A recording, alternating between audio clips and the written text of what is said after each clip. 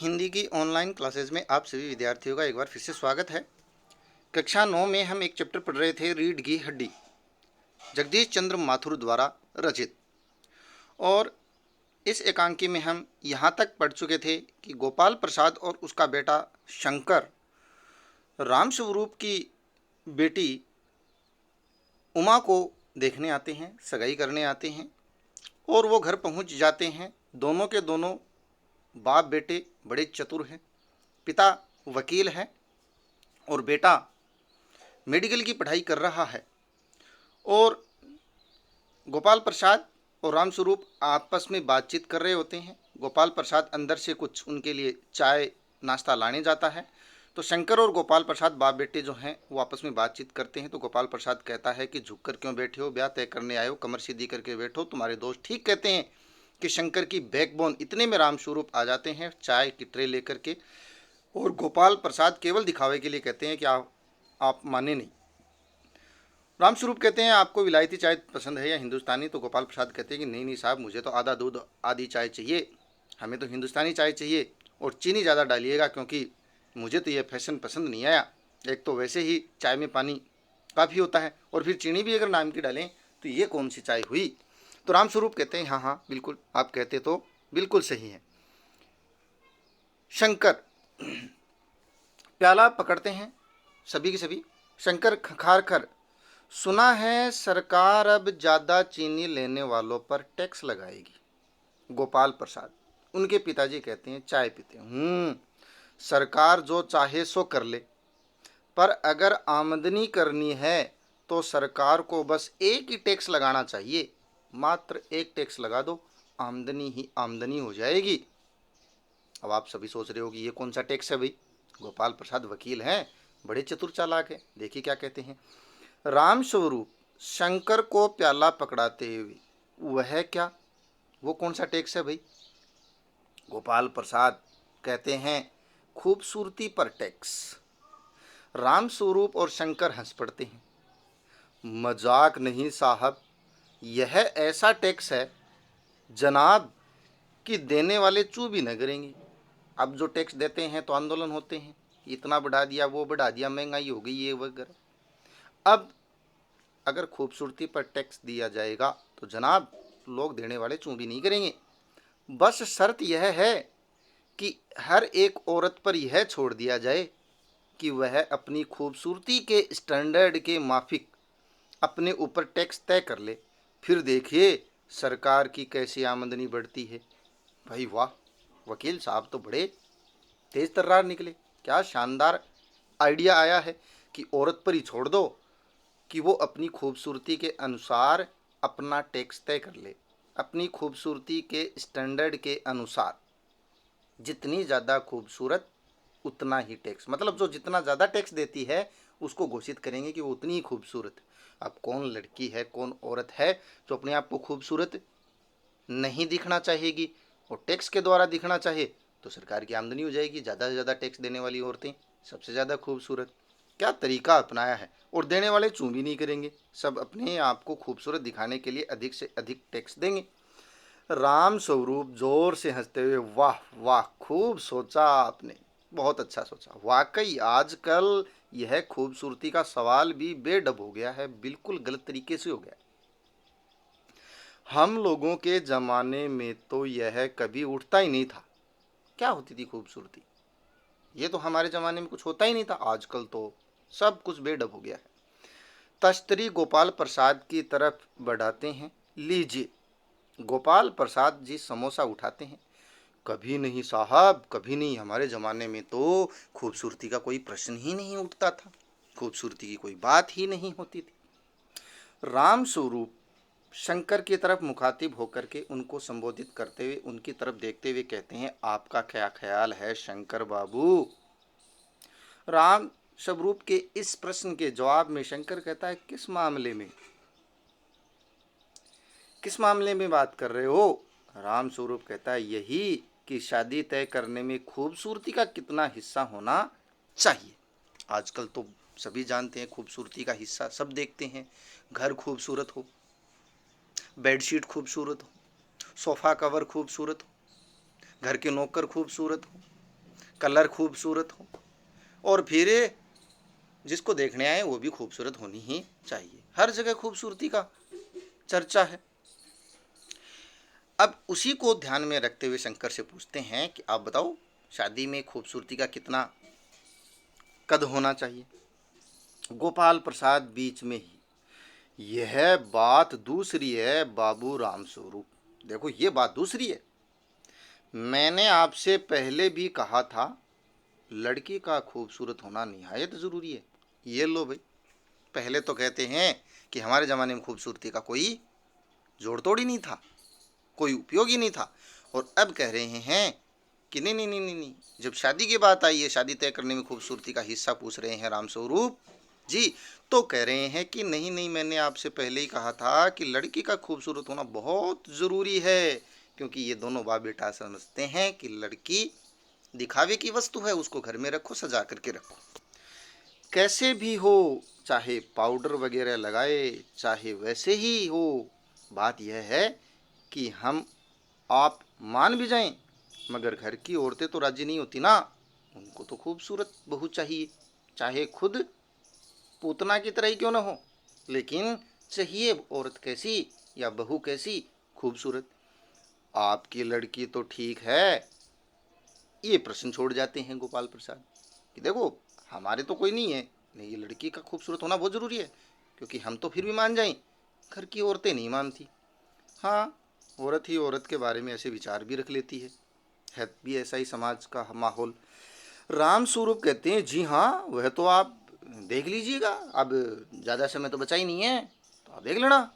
गोपाल प्रसाद कहते हैं, देखना क्या, जब आपसे इतनी बातचीत हो चुकी है, तब तो यह केवल रस्म ही समझिए, केवल परंपरा है, फॉर्मेलिटी है। आप बोल रहे हो, बिल्कुल सही हुई, ये होती है बातें, बातों का तरीका। राम स्वरूप है, यह तो आप मेरे ऊपर भारी एहसान है, ये तो आपका मेरे ऊपर क्या है, एहसान है, क्या मेरी बातों पर विश्वास कर रहे हैं? और हंसने लग जाते हैं राम स्वरूप। गोपाल प्रसाद, और जायचा, जायता तो आप जानते हो, जन्म पत्री, या कह सकते हैं जन्म कुंडली। पहले तो कोई कुंडली वगैरह नहीं मिलाते थे पुराने ज़माने में, आजकल ये बड़ा प्रपंच चल रहा है, कुंडली मिलनी चाहिए। कुंडली में अगर कोई सितारा इधर उधर नहीं हुआ, और विशेष तौर पर लड़की का ही सितारा इधर उधर मान के लेते हैं जानबूझ करके, और फिर दबाते हैं पैसों में, दहेज में, वगैरह वगैरह। राम स्वरूप जी, जायचे का मिलना क्या मुश्किल बात है, ठाकुर जी के चरणों में रख दिया, बस खुद ब खुद मिला हुआ समझिए। ठाकुर जी कौन? श्री कृष्ण भगवान के चरणों में रख दो जायचा, और उसे मिला हुआ ही मान लो बस, और क्या है, खुद ब खुद मिल जाएगा। गोपाल प्रसाद, यह ठीक कहा आपने, ये तो बिल्कुल ठीक है, बिल्कुल ठीक, लेकिन हाँ, यह जो मेरे कानों में भनक पड़ी है, यह तो गलत है ना? ये बता दो मेरे को, कानों में एक मैंने सुना है, कुछ कुछ भनक आई है। राम स्वरूप चौंक कर, क्या क्या भनक आई है, क्या सुना है आपने हमारे बारे में या लड़की के बारे में?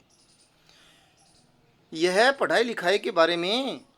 जी हाँ, साफ बात है साहब, हमें ज़्यादा पढ़ी लिखी लड़की नहीं चाहिए, बिल्कुल नहीं चाहिए। मैम साहब तो रखनी नहीं हमें। कौन भुगतेगा उनके सौ नखरे, उनके नखरों को भुगतेगा कौन? बस हद से हद मैट्रिक पास चाहिए। क्यों शंकर? मैट्रिक पास, 10वीं पास चाहिए बस, उससे ज़्यादा पढ़ी लिखी नहीं चाहिए हमें, क्योंकि ज़्यादा पढ़ी लिखी मेम साहब बन जाती है किसकी नज़रों में? गोपाल प्रसाद के विचारों में, वो नखरे करती हैं गोपाल प्रसाद के विचारों में, मैट्रिक चाहिए। और शंकर से भी कहते हैं, क्यों शंकर? जी हाँ, कोई नौकरी तो करानी नहीं हमें। अच्छा, पढ़ाई लिखाई का संबंध केवल और केवल नौकरी से होता है क्या? जीवन शैली से नहीं होता है, विचारों से नहीं होता है, स्वतंत्रता से नहीं होता है, लेकिन इनको कौन समझाए? राम स्वरूप, नौकरी का तो कोई सवाल ही नहीं उठता, नौकरी तो करा नहीं सकते। अब राम स्वरूप भी बेचारे क्या करें, अपनी बेटी की शादी के लिए पढ़ाई लिखाई की बात छिपा रहे हैं। एक बाप किस प्रकार से मजबूर है, ये आप देख सकते हो इसमें। गोपाल प्रसाद आगे कहते हैं, और क्या साहब, देखिए कुछ लोग मुझसे कहते हैं कि जब आपने अपने लड़के को बीए एमए तक पढ़ाया है, तब उनकी बहुएं भी ग्रेजुएट लीजिए। अगर आपने अपने बेटे को ही अधिक पढ़ाया है, बीए एमए करवा दिया है, तो अब बहू भी कैसी होनी चाहिए? स्नातक तो कम से कम होनी ही चाहिए। भला पूछिए इन अक्ल के ठेकेदारों से। अच्छा, ऐसी बात करने वाले क्या हैं? अक्ल के ठेकेदार हैं। और ये खुद क्या है भाई? ये तो महान है। कि क्या लड़कों की पढ़ाई और लड़कियों की पढ़ाई एक बात है? अरे मर्दों का काम तो है पढ़ना, मर्दों का तो काम ही क्या है? पढ़ना और काबिल होना। मगर औरतें भी वही करने लगीं, अंग्रेजी अखबार पढ़ने लगीं और पॉलिटिक्स वगैरह पर बहस करने लगी, तब तो हो चुकी गृहस्थी। जनाब, मोर के पंख होते हैं, मोरनी के नहीं। शेर के बाल होते हैं, शेरनी के नहीं। अब गोपाल प्रसाद के इन विचारों पर निश्चित तौर पर प्रश्न बनेगा कि गोपाल प्रसाद के शिक्षा से संबंधित, महिलाओं से संबंधित क्या विचार है। वो कहते हैं कि कल के ठेकेदार मुझे कहते हैं कि लड़के को अगर बीए में कराया तो बहू क्या होनी चाहिए? ग्रेजुएट। लेकिन गोपाल प्रसाद कहते हैं नहीं नहीं, इन अक्ल के ठेकेदारों को कोई अक्ल ही नहीं है। मर्द तो पैदा ही हुए हैं पढ़ने के लिए, काबिल होने के लिए, औरतें नहीं हुई हैं। अगर औरत भी वही करने लगी मर्दों की तरह, अंग्रेजी अखबार पढ़ने लगी, पॉलिटिक्स वगैरह पर बहस करने लगी, तब तो गृहस्थी कौन संभालेगा? मतलब महिलाएं क्या है? गृहस्थी संभालने के लिए, उनका एक प्रकार से नौकरी का काम करने के लिए, नौकर का काम करने के लिए है, साफ सफाई करने के लिए। जनाब आगे और कहते हैं कि मोर के पंख होते हैं। देखो, भगवान ने ही पुरुष को अलग बनाया है, मेल फीमेल से मेल को अलग बनाया है। पुरुष जैसे ताकतवर होता है वगैरह वगैरह, पढ़ने के लिए पैदा हुआ है, पॉलिटिक्स करने के लिए केवल पुरुष पैदा हुआ है, अखबार अंग्रेजी पढ़ने के लिए पुरुष ही पैदा हुआ है सब, और लड़कियां केवल गृहस्थी काम करने के लिए। तो वो कहता है जनाब, मोर के पंख होते हैं जैसे मोरनी के नहीं होते हैं, शेर के बाल होते हैं शेरनी के नहीं होते हैं, इसी प्रकार दाढ़ी मूछ होती है इंसानों के, पुरुष के, महिलाओं की नहीं होती है। तो कहने का मतलब ये है कि भगवान ने ही उनको जब अंतर करके भेजा है, तो हम उनको बराबर क्यों करें? किसके? पुरुषों के। राम स्वरूप जी भी हाँ में हाँ मिलाते हैं। अब ये तो इनकी मजबूरी है, लेकिन गलत बात है। जी हाँ, और मर्द के दाढ़ी होती है, औरत के नहीं। सभी हंसते हैं राम स्वरूप के साथ, शंकर भी हंसता है, मगर गोपाल प्रसाद गंभीर हो जाते हैं। पता नहीं क्या भाई, गोपाल प्रसाद वकील साहब क्या बात पर, किस बात पर गंभीर हो जाते हैं? हाँ हाँ, वह भी सही है। कहने का मतलब यह है कि कुछ बातें दुनिया में ऐसी हैं जो सिर्फ मर्दों के लिए हैं, पुरुषों के लिए हैं, कुछ बातें महिलाओं के लिए बनी ही नहीं।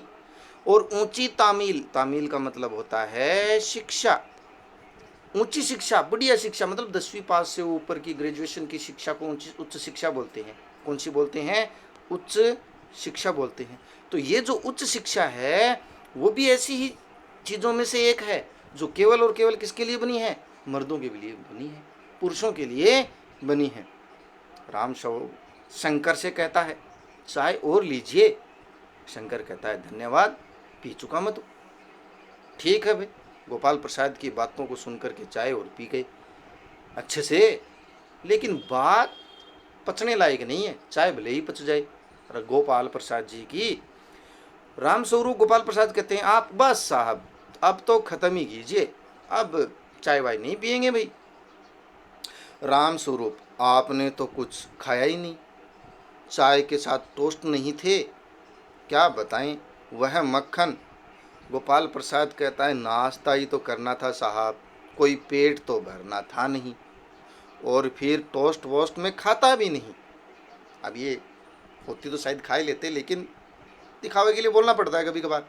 भूखे पेट हो तो भी खाना खाओगे? नहीं नहीं साहब, खा के आए हैं, एक बार तो बोलना ही पड़ता है। और ज़्यादा ही अगर प्रेशर डाल देते लोग खा लेते हैं। कुछ लोग होते हैं जो तैयार बैठे रहते हैं, पूछते ही हाँ हाँ खा लेंगे, आधी रोटी तो खा ही लेंगे, वो बड़े चालाक लोग होते हैं। गोपाल प्रसाद कहता है नाश्ता तो करना था भाई, कुछ पेट भर तो पेट खाना नहीं था। और वो फिर टोस्ट वोस्ट में खाता भी नहीं, क्योंकि मक्खन लाने तो कौन गया है? रतन गया, जो घर का नौकर है, वो अभी तक आया नहीं, इसलिए बिना मक्खन के ही निपटा लिया कार्यक्रम नाश्ते का। मेज को एक तरफ सरका देते हैं, फिर अंदर के दरवाजे की तरफ मुंह करके जरा जोर से, अरे जरा पान भिजवा देना। अब पान भिजवाने का मतलब तो आप सभी विद्यार्थी समझ गए होंगे। पान कौन लेकर के आने वाली है? उमा। उमा जब आएगी तो कहानी का मेन चरम होगा, क्लाइमेक्स तो वहीं पर ही बनेगा एकांकी का, भाई कोई भी एकांकी हो, कहानी हो, नाटक हो, निबंध हो, ठीक है। ऐसे लेखों में जो चरम होता है, क्लाइमेक्स होता है, वही कहानी का निचोड़ पैदा करता है, वही एक बात छोड़ करके जाता है जो पाठकों के मन में हमेशा घूमती रहती है, वो प्रश्न करती है, जो संदेश देती है। सिगरेट मंगवाऊं? गोपाल प्रसाद कहता है जी नहीं। पान की तस्तरी हाथों में लिए उमा आती है, सादगी के कपड़े, गर्दन झुकी हुई। बाबू गोपाल प्रसाद आंखें गड़ाकर और शंकर आंखें छिपाकर उसे ताक रहे हैं। ऐसा ही होता है अक्सर, जब कभी कोई देखने जाते हैं तो बड़े बुजुर्ग तो आंखें गाड़ कर देखते हैं, ठीक है। और बेचारा जो खुद देखने आया होता है वो बेचारा नजरें चुरा करके देखता है कि कोई देख न ले कि क्या देख रहा है, कैसे देख रहा है। शंकर बेचारा आंखें चुरा करके देख, राम स्वरूप यही आपकी लड़की है, लाओ बेटी पान मुझे दो। उमा पान की तस्तरी अपने पिता को दे देती है। राम स्वरूप कहता है कि ये है भाई हमारी लड़की, ठीक। हमारी का मतलब आपकी लड़की, आपकी मतलब गोपाल प्रसाद जी की। ऐसा विचारधारा बना ही लेते हैं कि वो देखने आए तो लड़की उनकी है। तो कहते हैं बेटी पान तो मुझे दे दो। उस समय उसका चेहरा ऊपर को उड़ जाता है और नाक पर रखा हुआ सोने की रिम वाला चश्मा दिखता है और बाप बेटे चौंक उठते हैं। चश्मा देखते ही चौंक गए हैं। चश्मा मतलब आंखें कमजोर। कैसे हुई? पढ़ाई से हुई। पढ़ाई मतलब पढ़ी लिखी नहीं चाहिए। अरे बाप रे, सारी बातें एक साथ उन दोनों बाप बेटों के दिमाग में चक्कर काट गई। गोपाल प्रसाद और शंकर एक साथ चश्मा, जैसे कोई भूत देख लिया हो, जैसे कोई फाइटर प्लेन उड़ता हुआ देख लिया हो। आश्चर्य की बात है क्या चश्मा?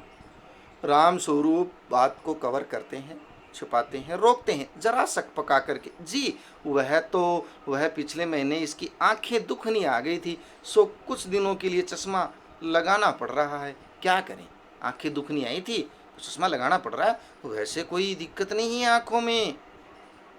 गोपाल प्रसाद कहता है देखो भाई, पढ़ाई वढ़ाई की वजह से तो नहीं है कुछ, बताई दो हमें। नहीं साहब, वह जो मैंने आपको अर्ज किया ना वो ये मैट्रिक पास ही है। छिपाते हैं फिर राम प्रसाद जी। गोपाल प्रसाद संतुष्ट होकर कुछ कोमल स्वर में, बैठो बेटी। जब राम स्वरूप दिलासा दिलाते हैं कि नहीं नहीं कोई दिक्कत वाली बात नहीं है, पढ़ाई लिखाई से संबंधित कुछ नहीं है, वो मैंने आपको बता दिया कि इतनी पढ़ी लिखी। राम स्वरूप वहाँ बैठ जाओ उमा, उस तख्त पर अपने बाजे वाजे के पास। और उमा बैठ जाती है अपने पिता की बात सुन करके। क्या कर, बैठना ही पड़ेगा। गोपाल प्रसाद, चाल में तो कुछ खराबी है नहीं, चेहरे पर भी छवि है। छवि मतलब चमक है, चमक है मतलब सुंदरता है। चेहरा भी सुंदर है, ठीक है। हाँ, कुछ गाना बजाना सीखा है। तो गोपाल प्रसाद जी ने सब कुछ देख लिया, चाल वाल ठीक है, सुंदर है, चेहरा भी, कुछ गाना बजाना सीखा है।